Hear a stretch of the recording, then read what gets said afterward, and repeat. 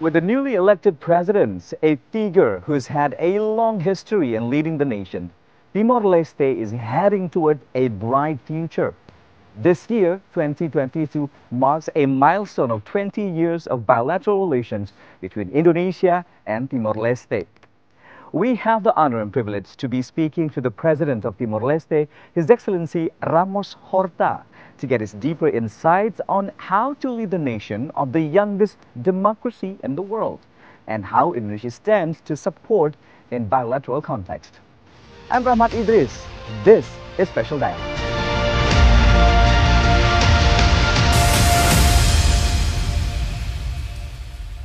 You are watching Special Dialogue here on TVR. I am Rahmat Idris. We are here at the beautiful and majestic Labuan Bajo, East Nusa Tenggara, and we are extremely honored and delighted to be sitting down in conversation with the President of Timor-Leste, His Excellency Ramos Horta. Your Excellency, Mr. President, thank you very much for making the time to talk to us. I should say, obrigado. Terima kasih. Oh, that's a nice reply. Now here we are at the beautiful Labuan Bajo, East Nusa Tenggara, Mr. President. We're aware that your trip has been long and enduring, but we'd like to hear how has Labuan Bajo and the trip been for you? Well, I was here about 10 years ago, first time and the only time, and I have to say I have been overwhelmingly impressed with the transformation of Labuan Bajo. But I also hear that Kupang has changed also a lot. I haven't been to Kupang in almost 20 years. I was there as foreign minister in 2003 or 4, and I'm going through Kupang again. But Labuan Bajo absolutely surprised me with extraordinary progress made. In many ways, it's not only the physical infrastructures that are very important, and the roads, the hotels, the marina, the airport, the port, but what I noticed, the living standards of the people also improved significantly, increased. Look like there is a much greater purchasing power. Yeah. Because to have so many shops and supermarkets and so on, there has to be people here permanently living to buy. Otherwise, the supermarkets would be closed. Yeah. So it's amazing. Very surprised. Right. So that's a direct comparison to the first visit 10 years ago for you. Yes. And as a matter of fact, Mr. President, Labuan Bajo is a part of East Nusa Tenggara, and we share a little over 260 kilometers land borders from East Nusa Tenggara with our very own Okusin, Timor-Leste. And this has been quite a focus for the two countries. How do you see some of the most significant observations that you've made that can be adaptable to Timor-Leste? Yes.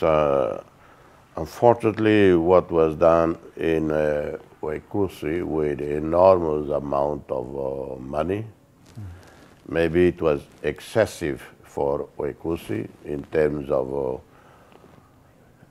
airport, in terms of the wide boulevard, the wide streets, etc., when it's an enclave, autonomous region of Timor-Leste with only 60,000 people. We should always do things consistent with our possibilities, even when you anticipate development down the road 10, 20 years. Right. The difference is that in Labuan Bajo, it seems that there was a plan for development of infrastructure based on the fact that the Komodo dragon exists only in Labuan Bajo, in Indonesia, the only place in the world, so the huge attraction. Then the governor was very active. He went around the world bringing investors. So things went in parallel. The government spent money on infrastructures, but the government also actively went out to Europe, to the United States, Asia, to invite people to come in. Invite people to come, to invest. The hotels are all either international or Indonesian owned. But everything has to go hand in hand. Otherwise, you have an international airport that is not used. Otherwise, you have a modern hospital that is not used. Right. And you have even a 5-star hotel paid for by the government that is not used. So normally, in most projects like this, everything goes hand in hand. Mr. President, I'd like to talk about your presidency. I guess, firstly, a big congratulations is in order. Newly elected in April, and then now since May, you're the president again of Timor-Leste after the same tenure around 10 years ago, 2007 to 2012. Mr. President, how would it be different this time as you compare to the previous period or tenure administration of yours compared to now in 2022? Things have changed, developments have been boosted. What will be your focus and to see just where you're going to bring Timor-Leste heading towards during your administration? Well, bearing in mind that our political system is different from Indonesia's, in that Indonesia, you have a presidentialist system. The president is the executive power. He is the one who appoints the cabinet and make the decisions. In Timor-Leste, we have what's called semi-presidential system, where the prime minister is the one who organizes the program, the budget, and so on. In our case, the president promulgates the budget, promulgate laws. Laws do not pass without my signature. However, on things that matter to me, like fight against extreme poverty, elimination of child stunt and extreme malnutrition, developing the country, attracting foreign investors in a major way, I can only advocate, I can speak about it, but in the end, it is the government that will do it as I advocate, or they don't do, or they do something else. So that's the difference. But me, as a president, absolute priority for me, it's an ethical, moral issue that we must eliminate child poverty, child malnutrition. Extreme poverty, as you mentioned. Yes, we have to, and we have the resources. There is no reason why Timor-Leste should have so much child poverty. All right, Mr. President, we have to take a short break. We'll be back. I'd like to get your take on the 20 years of our bilateral relations. And we'll delve deeper into more conversations with Mr. President of Timor-Leste. Don't go anywhere.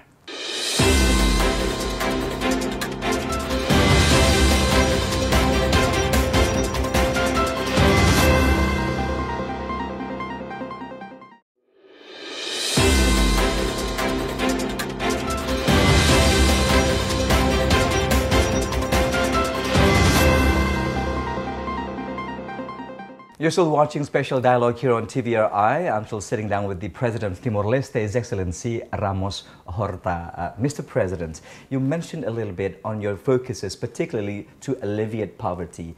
And that is also the same case where it originated from a poor management of human resources. The experience of our own President, Joko Widodo, at the beginning of his administration was that to empower human resources. What sort of approach would you do in Timor-Leste to sort of empower human resources as a way to alleviate extreme poverty? Well, in Indonesia's situation, you have an abundance of human resources.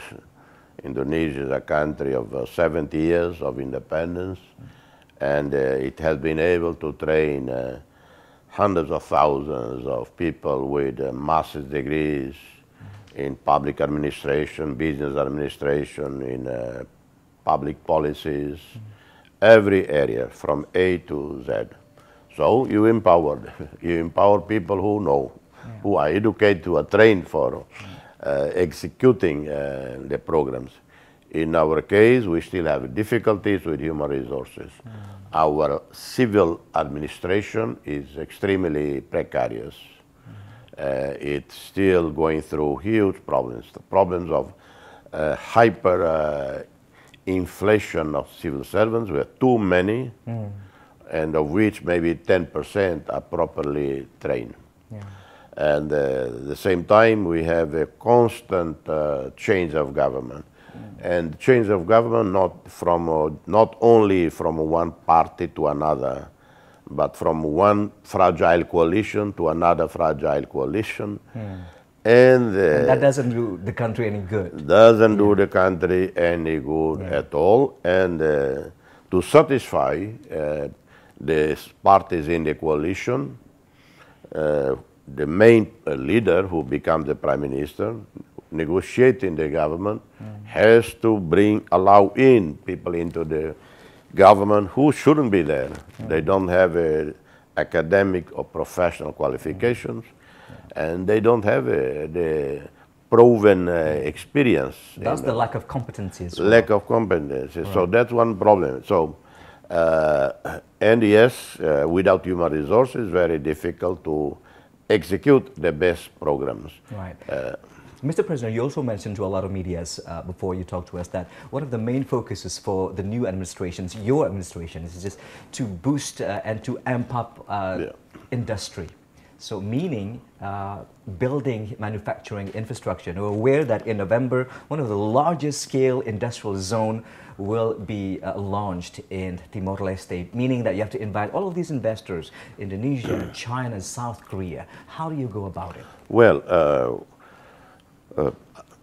as president, I will do my best. I'm already doing my best to encourage investors, and I'm in touch almost daily basis with potential investors in Hong Kong, Singapore, Europe, wherever maybe, even with scientists in the UK who are working on a special formula to kill the dengue mosquito, which is rampant in Timor-Leste, here in NTT, and that's even still plaguing the country. Yes, including in Singapore. Singapore, which is super organized, they have severe cases, many cases of dengue, which is can be fatal. And so I'm even dealing with that to get these scientists to come and do a test trial in Timor-Leste, and they will come in the next few months for a visit. So I'm covering every area, including digitalization, artificial intelligence. I want Timor-Leste to become, in the next 5-10 years, the web hub of the region, artificial intelligence hub of the region, because we're starting literally new, and we can bring in the latest connectivity. Another beacon of information technology. Yes, and we are going to have a connectivity coming from Australia, a submarine cable, one from Alor, one from Matambua to Motahain, to Batu Gade. Of course, that is not a submarine cable, it is fiber optic. And in November, we inaugurate the new port of Tibar, the port of Dili, which is a modern port. So that's something to look forward to in Timor-Leste. Yes, and that are necessary for investors to come. All right. I'd like to touch on our bilateral relations in the next segment. We have to take a short break again. Mr. President, stay with us. We have more coming up for this discussion. Don't go anywhere.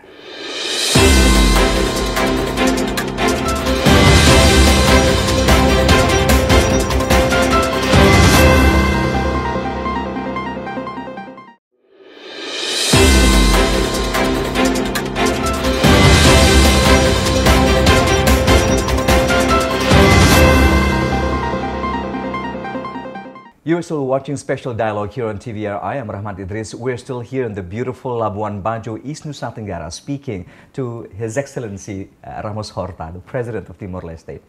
I mentioned at the opening of our program, Mr. President, that it is a milestone of 20 years bilateral relations between Indonesia and Timor-Leste. And it is a unique one indeed, because Timor-Leste used to be a part of our country. How do you see the current state of our relations? exemplary. The relationship between Indonesia and Timor Leste. There are no two countries in the Asia region that have better relations than Timor Leste and Indonesia. Thanks to the leadership in Indonesia, leadership in Timor Leste, and the two societies, the people across Indonesia and across Timor Leste. Let the past belong to the past. The past that was bad, was tragic, we leave it in the past. We honor victims and of all sides, but we must look forward. And that's what the philosophy from day one. So I want to expand, increase the relationship with the government of Indonesia, with Jakarta, and I met with the President Widodo and at the Istana Bogor Palace. Yes, The Bogor Palace, I should say.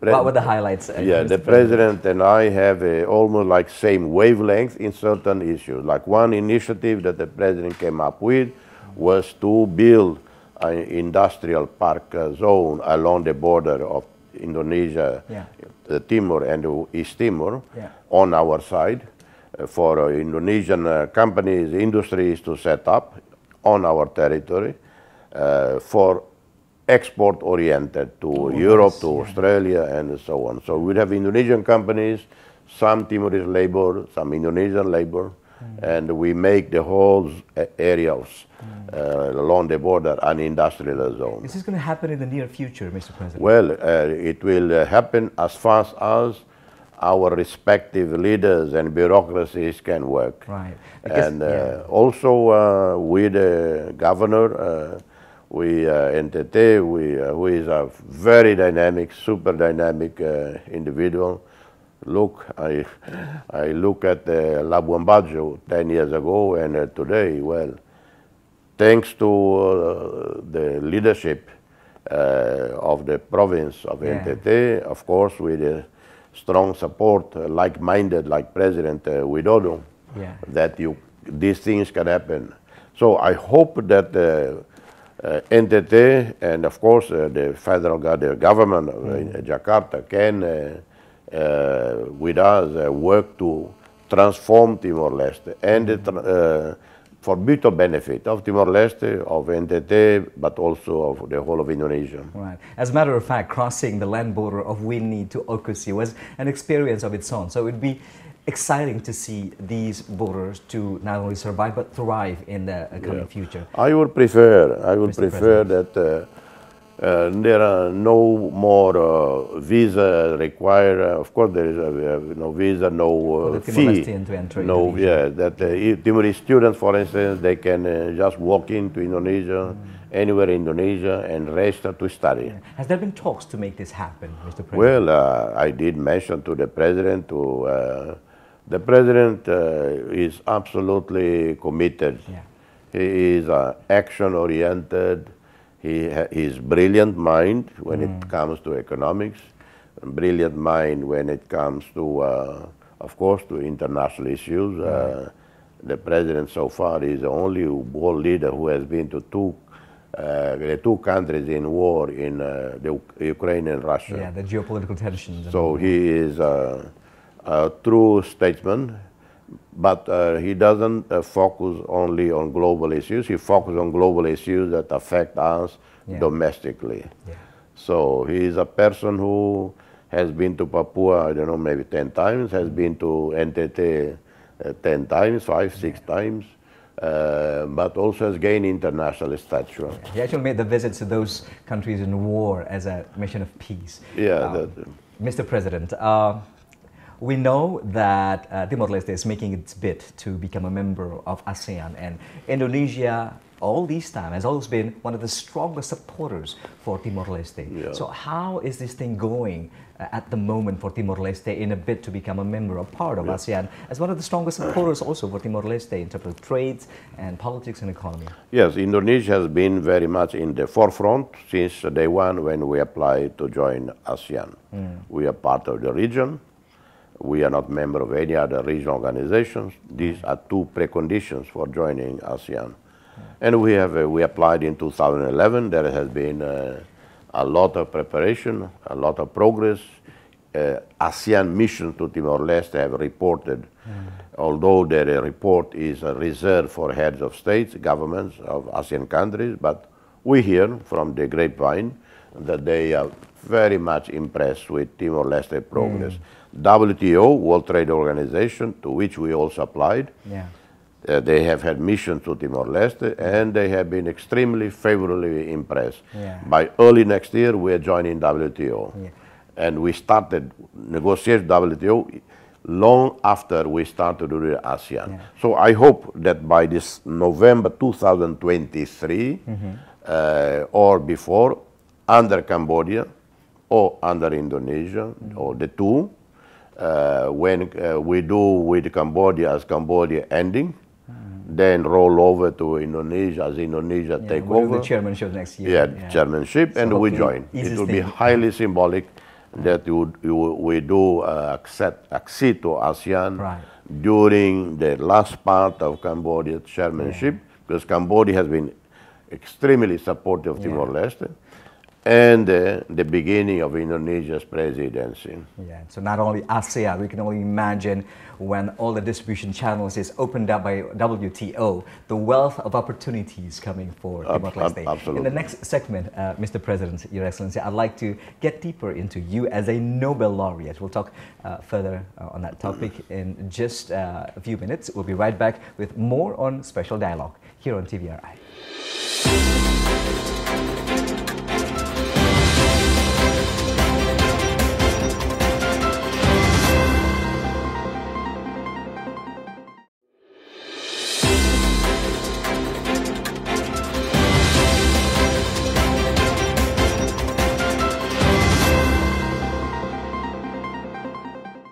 Welcome back to Special Dialogue here on TVRI World. We've arrived to the final segment of our conversation with His Excellency Ramos Horta, the President of Timor-Leste.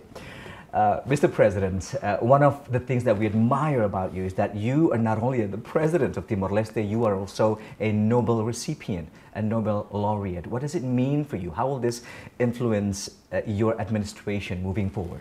Well, I don't know whether being Nobel Peace Laureate influences me in one way or another, because I won the Nobel Peace Prize Laureate based on past activities. The Nobel Committee in Oslo knows me, many people know, and so what I always believed, and I continue to believe, is freedom, human rights, democracy, justice, non-violence, compassionate leadership, that I care about the common people, the poor people, the people who are forgotten often in societies, the marginalized people out there. The marginalized people, the people in the communities, and I care about the rest of the world. I travel extensively. When I left office, for 10 years, I had positions with the United Nations. I was specially involved Secretary General in West Africa. I was chairman of the high-level panel on UN peace operations to review the UN peace operations all over the world and propose new ways how the UN can be more effective. I was member of the board of mediators of the new Secretary General, Antonio Guterres. So I care about the world. I care about other people. I care about the people of Ukraine, as I care about the people of Yemen, of Syria, Afghanistan, and I care about the people of Myanmar, who today seem to have been forgotten, but they are still dying and they are still fighting for democracy. Right. And to our delight, Excellency Mr. President, is that as a Nobel laureate, you can nominate other recipients or other possible recipients of the Nobel Prize. And you nominate two of our Muslims, the largest Muslim organizations in Indonesia, Nahdlatul Ulama and Muhammadiyah. What was the story behind this? Well, I knew of NU and Muhammadiyah for a long time, for many decades, particularly having known personally Abdul Rahman Wahid, Gus Dur. I met him a former president, late president, many years before Timor independence. I met him in Paris, and when we were both there in a conference, and he, the first public figure in Indonesia, in Asia actually, who first talked about the need for a referendum in Timor-Leste. So a great human being. Then I started reading about the NU and the Muhammadiyah, and I believe these two organizations are at least, if not entirely altogether, they are at least in part, thanks to them, that Indonesia remains such a great, vibrant, multicultural, multiracial, tolerant, multi-religious, tolerant, embracing country. Indonesia is an example to us, to the rest of the world. The post-Indonesia, since Indonesia Suharto regime, since 2008, 2009, when it has come a long way into being a very dynamic democracy, and is still extremely open. So, and this is part, of course, to the leaders, the presidents, since B.J. Habibie, all the way to President Joko Widodo, but thanks to these two great movements, that's why I nominate them for the Nobel Peace Prize. You don't win, might not win immediately, but I persist, I insist for the next 2-3 years more to see if, and they should win because they deserve more than many who in the past got the Nobel Peace Prize. And we truly thank you from the bottom of our hearts for all of those inspiring words and the efforts, and hopefully it will come true for Indonesia, Your Excellency. Just my final question to you, just to let our audience get a little bit more intimate, to know you personally a little closer. Just my final question to you, Your Excellency. What is a typical day for a Ramos Horta when you're not heading towards a bilateral or multilateral meetings, when you don't have to meet with the cabinet's ministers, when you don't have to deal with all of these businesses? What is a typical day like for a Ramos Horta, and how do you maintain strength and vigor, Mr. President? Well, I enjoy meet with common people, simple people, children in particular. The presidential palace in Timor has no military security. I don't allow weapons. The gates of the presidency is open. I have a garden used by children from the street. A little swimming pool for children, for the children from the street. I have a special school for children in the gardens of the presidency. And I drive often my own car. They're totally open. You do? You still do? I still do. That is admirable. I still do that. Wow. And I also, the same day as I deal with children, with poor people in community, I'm speaking with some leader in Europe or in Asia or the Secretary General, with a king or queen or with a prince. But for me, all human beings, and for all I have time. Wow, you are such an inspiration to continue giving to those in need, gives you strength and happiness that you need. But you know, I have a special connection with NTT, with Kupang. I first came to Kupang in 72 or 73, and again in 74. I became friends with Gubernur El Tari. And I'm going to his grave in Kupang. I remember him well. I have pictures of him in my office. All right. Mr. President, Excellency Ramos Horta, this has been a revelation. Thank you very much for talking to us here on TVR World. Thank you. Terima kasih. Stay healthy. Obrigado again. Obrigado. Terima kasih. Sama-sama. And I guess the conversations with Mr. President of Timor-Leste, His Excellency Ramos Horta, sort of shine a light on how bright the future will be for Timor-Leste. And also, Indonesia continues to become a loyal and strong ally to Timor-Leste in the framework of a strong bilateral ties. I'm Rahmat Idris, and that concludes our special dialogue. Thanks for watching.